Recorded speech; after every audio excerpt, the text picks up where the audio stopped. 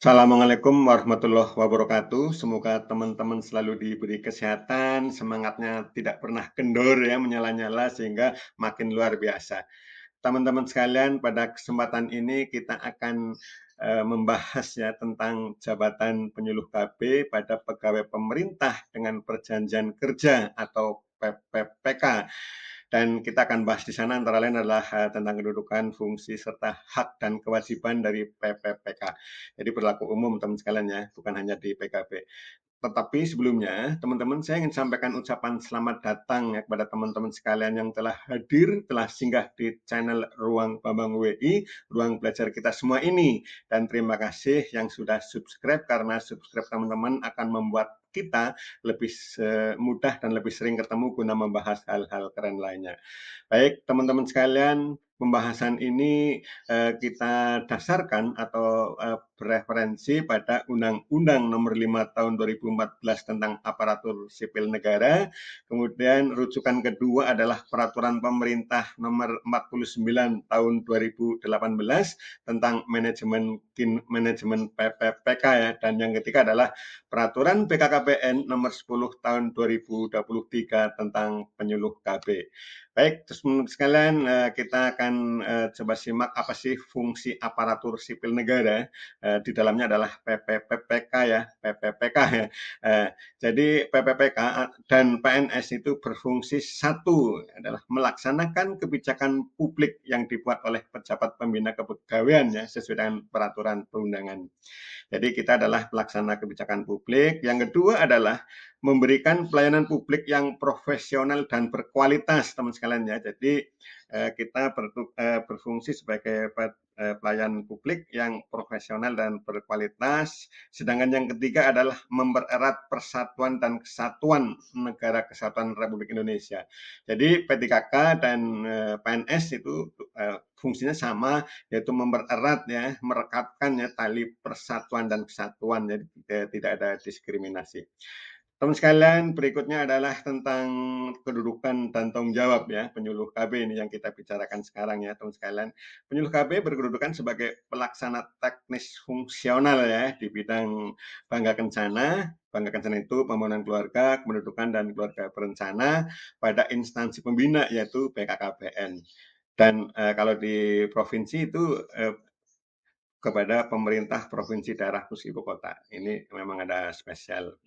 Kemudian yang kedua adalah penyuluh KB berkedudukan di bawah dan bertanggung jawab secara langsung ya. Jadi bertanggung jawab ya, secara langsung kepada pejabat pimpinan tinggi madya, kemudian pejabat pimpinan tinggi pratama, kalau di provinsi adalah kepala perwakilan, kemudian pejabat administrator atau pejabat pengawas yang memiliki keterkaitan dan pelaksanaan tugas jabatan fungsional penyuluh KB. Ini adalah tanggung jawab P3K PKB, jadi tanggung jawabnya adalah kepada pimpinan yang ada di atasnya.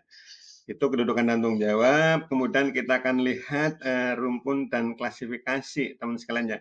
Menurut peraturan BKKBN nomor 10 tahun 2023, klasifikasi penyuluh KB ada 4 yang adalah penyuluh KB ahli pertama, penyuluh KB ahli muda, yang ketiga adalah penyuluh KB ahli madya, dan penyuluh KB ahli utama. Teman-teman sekalian, kita akan bahas di penyuluh KB ahli pertama karena ini yang masuk di perjanjian kerja ya teman-teman sekalian, itu perjanjian kerjanya di penyuluh KB ahli pertama. Dan rumpunnya adalah rumpun ilmu sosial atau yang berkaitan. Ini teman sekalian ya, rumpunnya berdasarkan Perban nomor 10. Jadi penyuluh KB klasifikasinya ada 4 ya, tapi yang kita akan fokus bicarakan adalah penyuluh KB ahli pertama, karena inilah yang diperjanjikan ya, dengan teman-teman sekalian. Teman sekalian, sebagai penyuluh KB ahli pertama, ada 4 unsur ya, unsur kegiatan dari teman-teman penyuluh KB P3K atau PPPK. Yang pertama adalah penyuluhan, kemudian yang kedua adalah pelayanan, yang ketiga adalah penggerakan, dan yang keempat adalah pengembangan.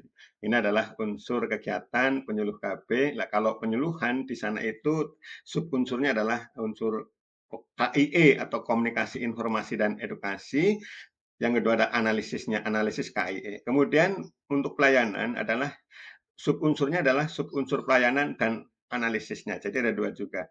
Kemudian untuk penggerakan, subunsurnya yang pertama adalah advokasi atau kegiatan mencari dukungan kepada pemangku kepentingannya. Ini advokasi dan analisis kemitraan dan analisis advokasi.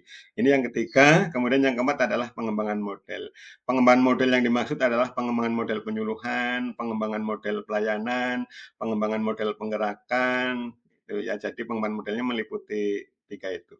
Baik, teman-teman sekalian, itu adalah teman-teman sekalian, itu tadi adalah 4 unsur utama kegiatan PKB ahli pertama ya dari teman-teman PPPK ya. Nah, sekarang uraian kegiatannya saya bisa sampaikan seperti ini berdasarkan dari peraturan BKKBN nomor 10 tahun 2023 ya tentang jabatan penyuluh KB.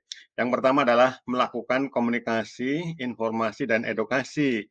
Ya, teman sekalian ya. Jadi komunikasi, informasi, edukasi biasa disingkat dengan istilah KIE, ya, KIE. Nah, KIE itu dilakukan melalui media sosial ya, baik media sosial banyak sekali nih, baik grup WA, Instagram, Facebook, YouTube, atau mungkin melalui media online lainnya dalam bentuk tulisan. Nah, mungkin tulisan tagline, naskah, atau apa. Kemudian dalam bentuk gambar juga bisa, dalam bentuk infografis, atau mungkin kita membuat video KIE ya, kemudian disosialisasikan melalui media massa, video atau audio. Itu yang pertama. Kemudian yang kedua adalah menyusun instrumen pemantauan dan evaluasi penyuluhan. Nah, ketika kita melaksanakan penyuluhan, kita perlu tahu ada kekurangan, seberapa tingkat keberhasilan, dan sebagainya itu, maka perlu dilakukan pemantauan dan evaluasi. Nah, kita membuat instrumennya. Nanti sudah ada panduan instrumen ya teman sekalian ya, bisa kita bahas di pertemuan berikutnya. Yang ketiga adalah melakukan konseling secara perorangan. Nah ini teman-teman sekalian, konseling tentu harus dilaksanakan secara perorangan, privat ya, supaya terjamin kerahasiaannya. Nah, ini konseling yang dimaksud adalah konseling keluarga berencana dan kesehatan reproduksi atau konseling KBKR. Ini lebih sering dalam pelaksanaannya nanti, lebih sering pada konseling untuk penggunaan alat kontrasepsi. Nah, itu perlu dilakukan konseling supaya pasangan usia subur pengguna kontrasepsi tahu barang apa yang digunakan untuk mencegah kehamilan. Uraian kegiatan yang keempat atau kegiatan yang keempat adalah menganalisis dan mengevaluasi pasca pelayanan non metode kontrasepsi jangka panjang ya, non MKJP ya.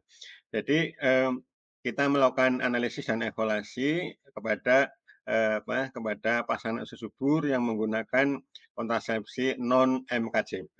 Kita pengen tahu bagaimana setelah pelayanan, apakah ada keluhan atau tidak, terus kenapa mereka masih kerasan dengan non-MKJP, apa penyebabnya dan sebagainya ya teman sekalian ya. Supaya nanti kita tahu, bisa kita merekomendasikan untuk ke MKJP atau metode kontrasepsi jangka panjang. Yang kelima adalah melakukan pelayanan rujukan terkait komunikasi dan kegagalan. Teman-teman sekalian, yang namanya pelayanan KB kan ikhtiar dari manusia ya. Jadi bisa jadi ikhtiar itu akan disertai dengan kejadian komplikasi. Artinya datang kelainan kesakitan atau mungkin ada kondisi gangguan kesehatan akibat penggunaan kontrasepsi. Ini namanya komplikasi.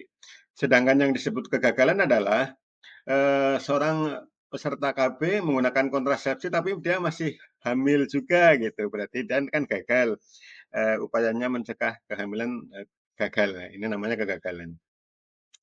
Itu tugas kelima, kemudian tugas keenam adalah menyusun instrumen pemantauan evaluasi pelayanan. Jadi bagaimana supaya pelayanan terus membaik, terus memuaskan kepada akseptor, maka perlu pemantauan dan evaluasi lah. Untuk pelaksanaan pemantauan evaluasi inilah maka diperlukan instrumen atau semacam formulir ya, atau semacam perangkat alat untuk memantau dan mengevaluasi.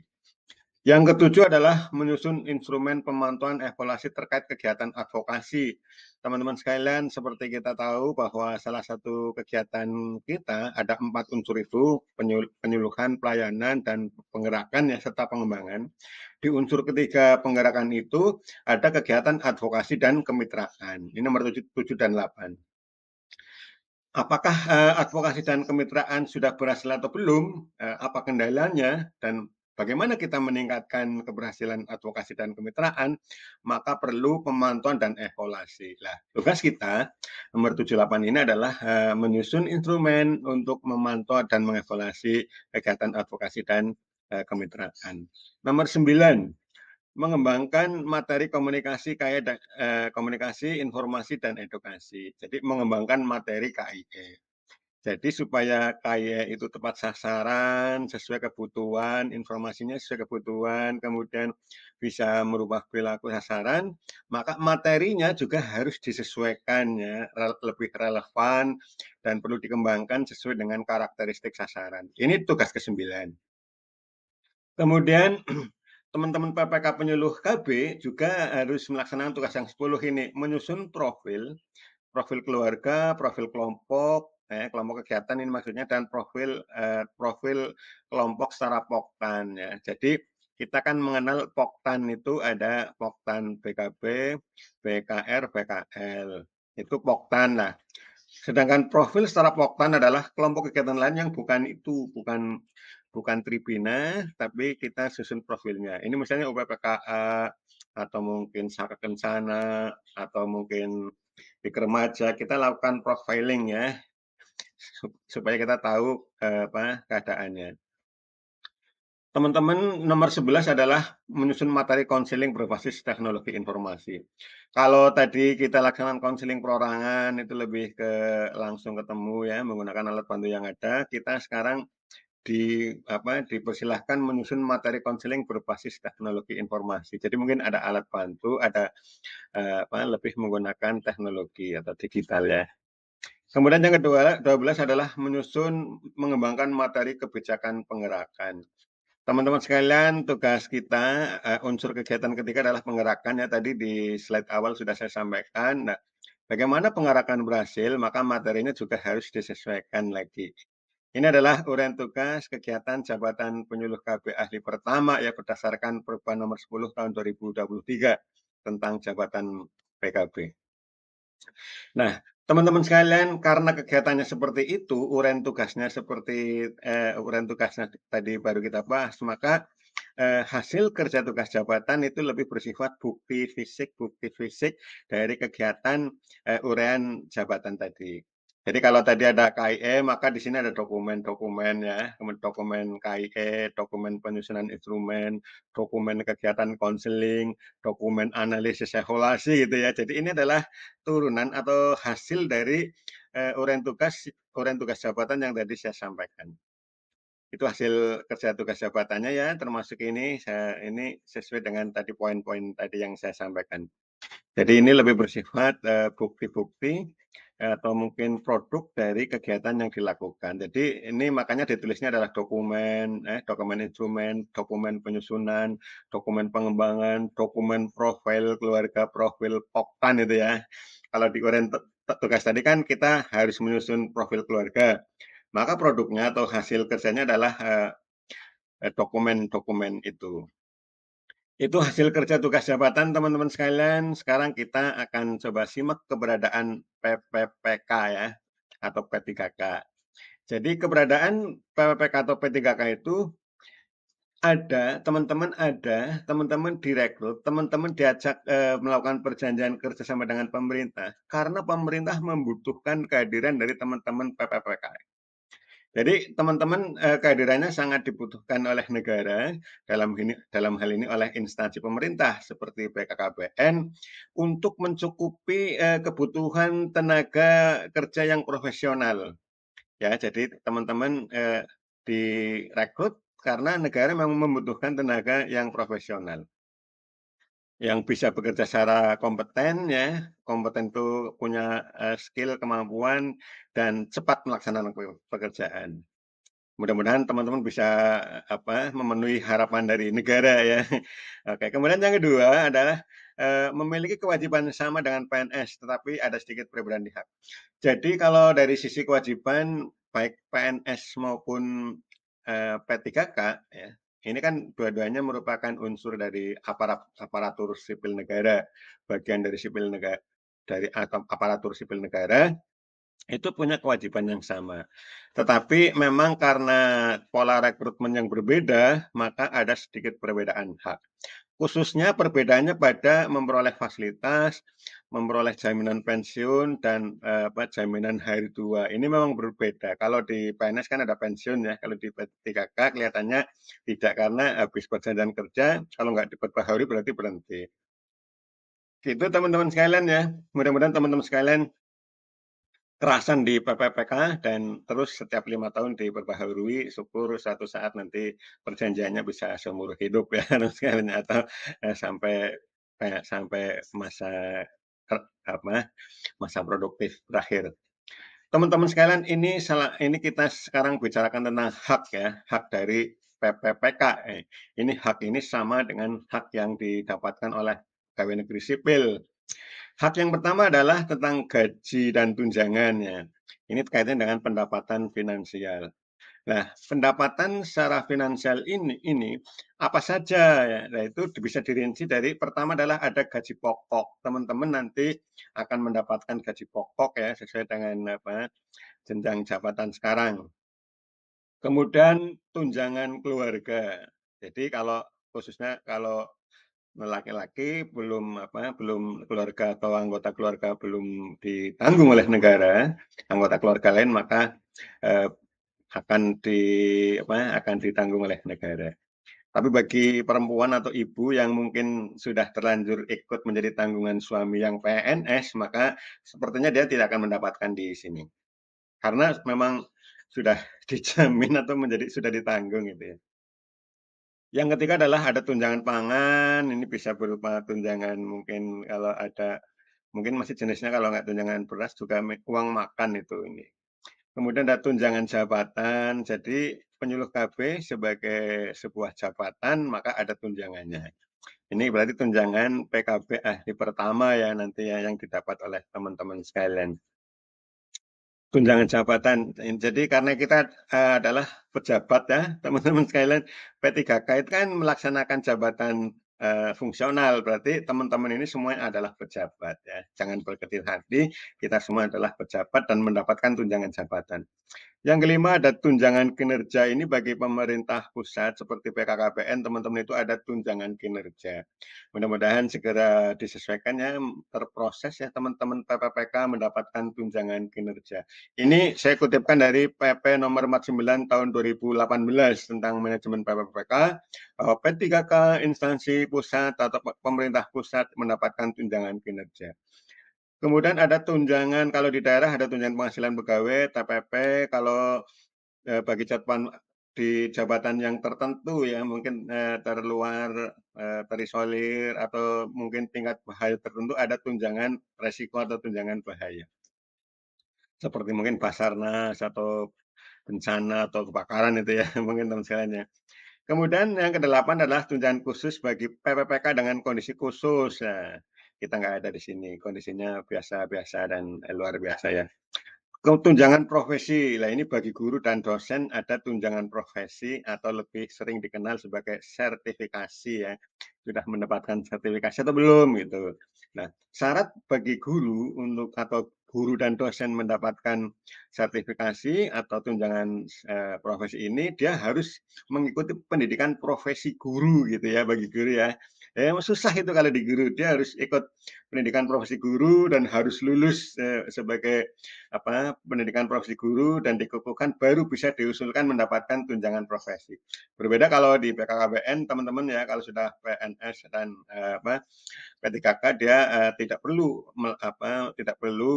syarat berupa uh, pendidikan profesi itu enggak. Itu sudah otomatis nanti akan mendapatkan tunjangan kerja, mudah-mudahan ya. Kemudian 10 adalah kenaikan gaji berkala atau kenaikan gaji istimewa. Ini didapatkan baik oleh PPPK maupun PNS. Jadi semua ASN itu dapat. Teman-teman sekalian, hak kedua adalah cuti. Ya, cuti. Apa itu cuti?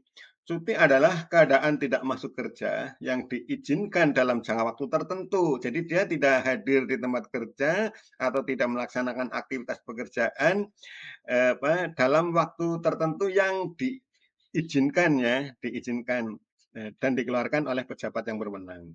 Jadi kalau di PNS teman-teman sekalian sebelum cuti kita mengajukan cuti ya berapa hari, keperluannya apa, selama cuti tinggal di mana, kemudian akan diizinkan atau tidak oleh pimpinan itu. Kalau diizinkan berarti kita cuti, kalau mungkin tidak diizinkan berarti kita tidak cuti. Itu ya teman sekalian ya. Nah, setiap PPPK atau P3K berhak mendapatkan cuti tahunan. Ya, cuti tahunan biasanya 12 hari ya per tahun. Ini biasa diambil sehari 2 hari dulu juga nggak apa-apa ya, diambil bertahap. Kemudian ada cuti sakit, kemudian ada cuti melahirkan, dan ada cuti bersama. Ini cuti ya, PNS dan PPPK sama. Baik, teman-teman sekalian, yang ketiga adalah PNS atau PPPK mendapatkan perlindungan. Perlindungan apa? Yang pertama adalah perlindungan berupa jaminan kesehatan ya, Jamkesmas ya. Kemudian jaminan kecelakaan kerja kalau terjadi pas bekerja ada risiko ya. Kemudian ada jaminan kematian. Nah, jaminan-jaminan ini itu merupakan bagian dari program jaminan sosial nasional. Ya, jadi jaminan kesehatan pun adalah jaminan kesehatan nasional.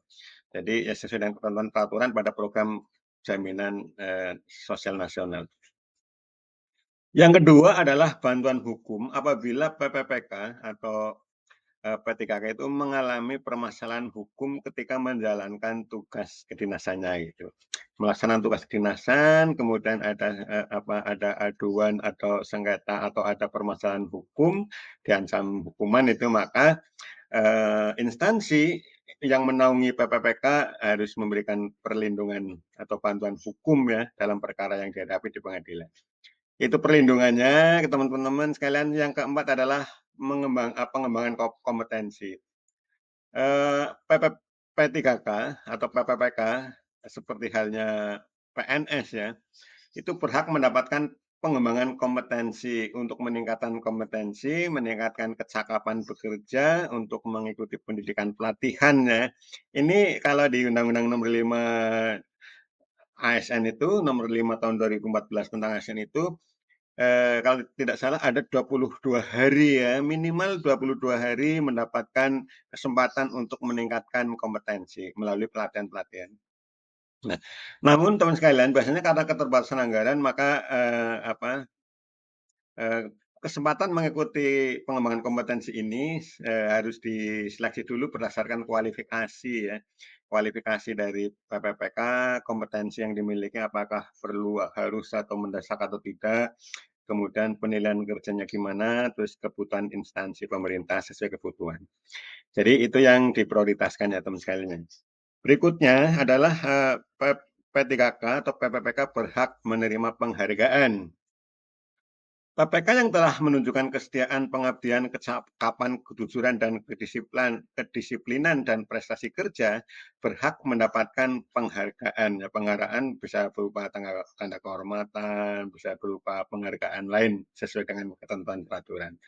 Itu nomor 5, teman-teman sekalian. Nah, itu ada hak-hak yang tadi adalah hak-hak dari PPPK. Maka sekarang mungkin kita sampai di kewajibannya, karena tidak mungkin sebagai aparatur negara kita hanya menuntut hak atau hanya memperoleh hak, sementara tidak tahu kewajibannya. Maka teman sekalian, saya akan sampaikan kewajiban PPPK atau P3K berdasarkan peraturan pemerintah nomor 49 tahun 2018. Yang pertama adalah melaksanakan kebijakan publik yang dibuat oleh pejabat pembina ya kepegawaian. Jadi di organisasi itu ada kebijakan pelayanan publik, itu kita yang melaksanakan kebijakannya. Kita melaksanakan, sementara pejabat pembina, pejabat ada yang menyusun kebijakan, itu ada kita hanya melaksanakan. Yang kedua, memberikan pelayanan publik. Teman-teman sekalian, kita adalah seperti di fungsi ASN tadi, kita adalah memberikan pelayanan publik. Pelayanan publik yang harus dilakukan wajib profesional dan berkualitas. Ini kewajiban kita memberikan pelayanan secara profesional dan berkualitas. Yang ketiga adalah mempererat persatuan dan kesatuan NKRI. Nah, ini yang ketiga.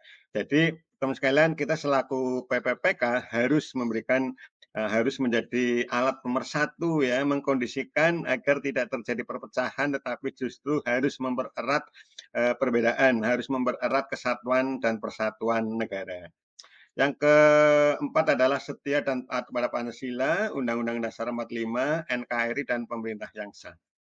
Kemudian yang kelima adalah menjaga persatuan dan kesatuan bangsa. Jadi kita tidak boleh diskriminasi, membeda-bedakan antar suku, agama, ras itu ya, teman sekalian ya nggak boleh. Tapi kita harus menjadi pelayan yang profesional dan berkualitas sehingga terjaga persatuan dan kesatuannya. Yang keenam adalah melaksanakan kebijakan yang dirumuskan pejabat pemerintah yang berwenang. Yang berikutnya adalah mentaati ketentuan peraturan perundangan. Ini harus ya teman sekalian ya. Itu adalah kewajiban-kewajiban PPPK, teman-teman sekalian. Nah, ini masih diteruskan kewajiban lagi. Melaksanakan tugas dengan penuh pengabdian, kejujuran, kesadaran, dan tanggung jawab. Jadi tugas yang kita lakukan harus penuh pengabdian ya, dedikasi yang tinggi. Nomor 9, menunjukkan integritas dan keteladanan. Ya, jadi kita selaku aparatur sipil negara harus punya integritas yang baik, integritas yang tinggi, dan bisa menjadi teladan di dalam kantor maupun di luar kantor atau di masyarakat. Yang 10, bisa menyimpan rahasia jabatan, artinya kita harus bisa teguh kokoh bisa menyimpan rahasia jabatan, kecuali memang diperlukan, kita bisa menyampaikan rahasia negara, rahasia jabatan sesuai dengan ketentuan peraturan. Yang 11 adalah bersedia ditempatkan di seluruh wilayah negara kesatuan Republik Indonesia, teman-teman sekalian ya. PPPK itu wajib ya, mau ditempatkan di mana saja. Walaupun demikian, biasanya kebijakan kepegawaian akan mempertimbangkan banyak hal ya. Bagaimana supaya ASN atau PPPK itu sejahtera, dekat keluarga, bisa memberikan kinerja terbaik, itu juga menjadi pertimbangan. Yang ke-12 adalah masuk kerja dan mentaati ketentuan jam kerja. Teman-teman sekalian, PPPK kan sudah punya hak dan kewajiban dan harus melaksanakan pelayanan publik, maka dia harus mentaati jam kerja dan ketentuan. Ini antara pusat dan daerah ada yang berbeda ya, tapi ikuti unit organisasinya. Kemudian yang 13 adalah menggunakan dan memelihara barang milik negara dengan sebaik-baiknya. Apabila kita mendapat amanah untuk menggunakan barang milik negara, maka kita harus menjaga dengan sebaik-baiknya. Kemudian teman sekalian, setelah itu kewajiban, maka ini disiplin ASN. Teman-teman sekalian, supaya PPPK dan aparatur sipil negara lainnya bisa bekerja dengan baik, melaksanakan tugas dengan penuh disiplin, maka perlu ada upaya penegakan disiplin. Nah, penegakan disiplin sesuai dengan yang berlaku di instansi sesuai karakteristiknya. Kalau di BKKBN berarti sesuai karakteristik BKKBN. PPPK yang melanggar disiplin dapat dikenai hukuman berupa hukuman ringan, hukuman sedang, dan hukuman berat. Nah, pada hukuman ringan bisa menggunakan bisa dikenai pasal dikenai dengan mungkin peringatan tertulis atau pernyataan tidak puas dan sebagainya. Sedangkan hukuman berat bisa diberikan pemutusan hubungan kerja. Ini teman sekalian ya. Kemudian apa yang tidak boleh supaya tugas, fungsi, tanggung jawab, dan kinerjanya baik, maka ada larangan atau yang tidak boleh dilakukan oleh PPPK, oleh PPK selaku ASN ya. Yang pertama adalah menyalahgunakan wewenang, ini nggak boleh ya. Kalau kita punya kewenangan, ya kewenangan itulah yang kita laksanakan, tidak boleh melaksanakan kewenangan melebihi ya kewenangan yang diberikan. Atau kita menjadi perantara ya, perantara untuk mendapatkan keuntungan ya. Jadi ada urusan-urusan kantor, urusan tugas, kita menjadi perantara ya, baik untuk diri sendiri maupun untuk orang lain ya. Itu nggak boleh, kita harus profesional. Yang ketiga, tanpa izin pemerintah menjadi pegawai negara lain atau organisasi internasional juga nggak boleh. Yang keempat, bekerja pada perusahaan asing, konsultan asing, atau LSM asing tanpa pengetahuan pimpinan atau izin pimpinan tidak diperkenankan. Yang kelima adalah memiliki, menjual, membeli, menggandakan, menyewakan, atau meminjamkan barang, baik bergerak atau tidak, untuk keuntungan sendiri ya, dan tidak sah, itu juga tidak boleh. Berikutnya nomor 6, melakukan kegiatan bersama atasan, teman sejawat, walaupun dengan teman-teman sekantor atau dengan atasan, tapi kalau itu dengan tujuan untuk keuntungan pribadi tidak diperkenankan. Ya, teman sekalian ya. Ini masih larangan memberikan atau menyanggupi, jadi kita memberikan gratifikasi gitu. Kita memberikan sesuatu supaya kita mendapatkan jabatan tertentu, itu jika dilarang, dilarang keras ya teman-teman PPK ya. Yang ketujuh, menerima hadiah. Nah, ini kita menerima gratifikasi ya yang berhubungan dengan pekerjaan jabatan supaya kita melakukan sesuatu itu dilarang, dilarang keras ya teman sekalian ya. Nomor 8, bertindak sewenang-wenang, kemudian melakukan satu tindakan atau tidak melakukan, itu juga tidak boleh atau dilarang. Artinya gini, kita melakukan tindakan, melakukan sesuatu yang menyebabkan pelayanan terganggu, itu tidak boleh. Atau kita tidak melakukan sesuatu sehingga menghambat kegiatan pelayanan, itu juga tidak boleh.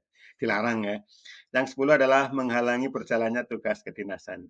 Baik, itu adalah larangan-larangan teman-teman. Nah, bagaimana kalau larangan-larangan itu dilanggar? Nah, itu kita terancam atau bisa mendapatkan sanksi sedang itu berupa teguran lisan, teguran tertulis, atau pernyataan tidak puas.